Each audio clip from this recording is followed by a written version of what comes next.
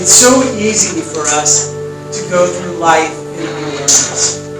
It's so easy for us to go through life rolling our eyes. It's so easy for us to go through our lives judging people. And it's so easy for us to go through our lives allowing resistance to be our safe spot.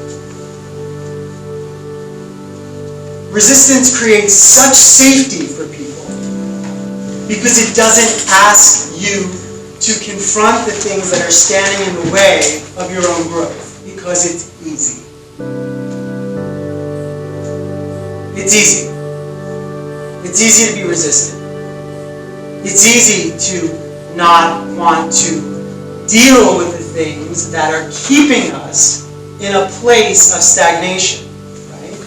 And so one of the most important things that we have to do as actors, as artists, is to start opening up our awareness. So your awareness is responsible for you understanding why your character does what he or she does. And your awareness is the thing that allows you to find the humanity in the text that's not just written on a piece of paper. To be able to understand it because you have found it in life. It's so easy for us to think that our work is just about these black and white letters that are on a white piece of paper, that we just learn our lines, and then that creates useful, productive, honest, truthful characterization. But our awareness of understanding why we do what we do and why we feel the way we feel is the thing that's going to get you to tap into character and why a character does what he or she is doing. And one of the things that we have to realize is that not only character, but all of us do things in our lives a lot of times because of unresolved issues. And a lot of times we go through life consciously or unconsciously creating relationships in order to find either resolution for those things that we have not resolved in our lives, or somehow, some way, paying back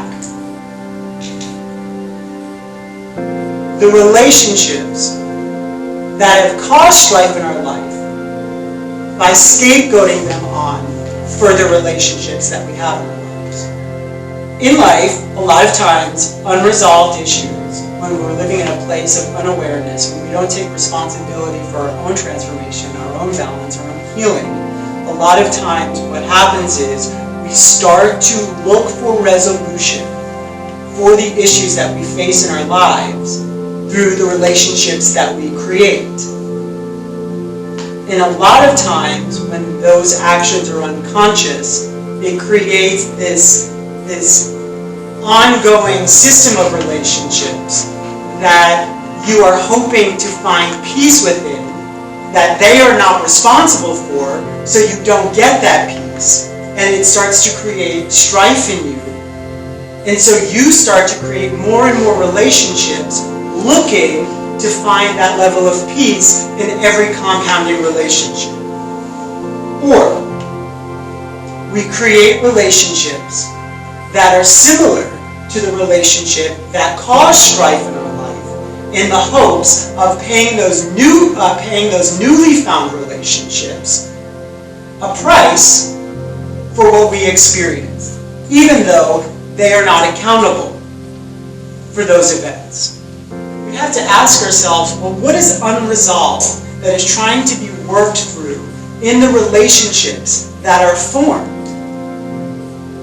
And why do I create these relationships? Or why am I in these relationships? Or what is this relationship trying to give me that is trying to bring me to a sense of balance, is trying to give me a sense of peace, is trying to bring me to a sense of love, is trying to bring me to a sense of some kind of resolution for the internal pain that I've experienced because of past historical events.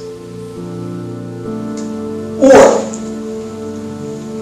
what in me is so unresolved and is so triggered through everyday events that I search out relationships to allow them to feel a consequence for the pain that I experience because of somebody else. And so when we start to break down text, we have to ask ourselves these questions about how do I humanize this skeleton on a piece of paper? How do I not allow mediocrity to be the thing that is my standard for how I reveal the life of character? How do I hold myself responsible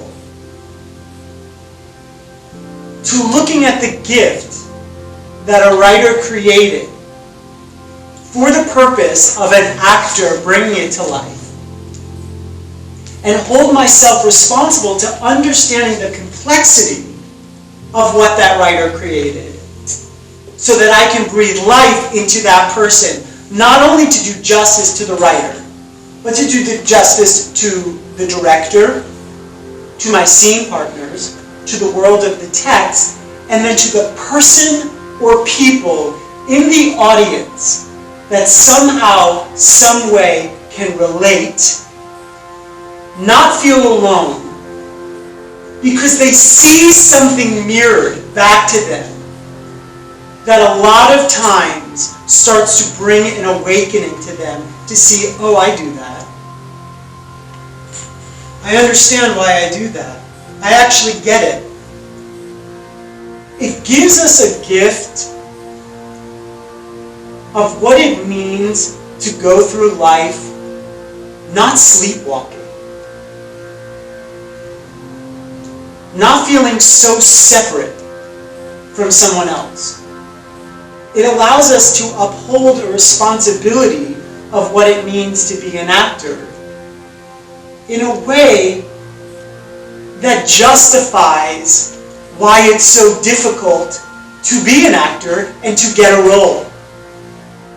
It's not their egocentricity that attracts us to them. It's their openness and their awareness and their ability to see. To not be blindsided by resistance. To not be blindsided in the quicksand of what resistance does to us. But to step into something new all the time. To understand the new all the time. To understand what else. To go to a place that makes me uncomfortable, I want to know why that makes me uncomfortable. And then I want to know why, when I see that those actions, I feel like those actions are wrong. Well, if I feel like those actions are wrong, I want to know why. What drives a human being to do that? And so, as you dive into character, you have to dive into character with that level of power, that level of awareness, that level of curiosity, that level of compassion, and that level of stability. Because when we understand everybody's story, we understand that everybody's actions have a because of. Every single one of them.